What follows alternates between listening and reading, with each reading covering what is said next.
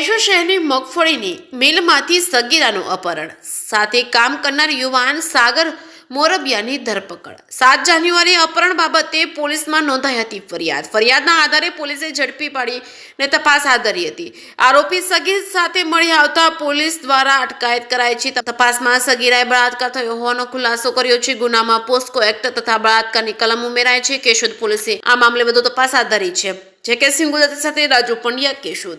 7 જાન્યુઆરીના રોજ કેશોદ પોસ્ટ ખાતે એક અપહરણનો ગુનો દાખલ થયેલો હતો, જેમાં કેશોદ ખાતે આવેલ એક મિલમાં સાગર મનસુખભાઈ મોરબિયા અરે ભાખરવડ વાળિયાનાઓ એક બાળાને જે તેઓની સાથે એક મિલમાં કામ કરતી હતી એને ભગાડી લઈ ગયેલ બદ કામ કરવાનો ઈરાદે, જે અંગેની અપહરણની એફઆઈઆર આ ગુના કામે રજીસ્ટર થયેલી હતી। બાદ આજરોજ આ ગુના કામેના આરોપી તથા ભોગ બનનાર મળી આવેલ।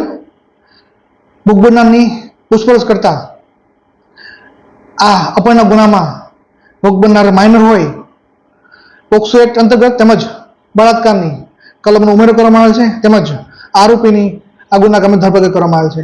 આરોપી શું કરે છે? આરોપી મિલમાં કામ કરતો હતો।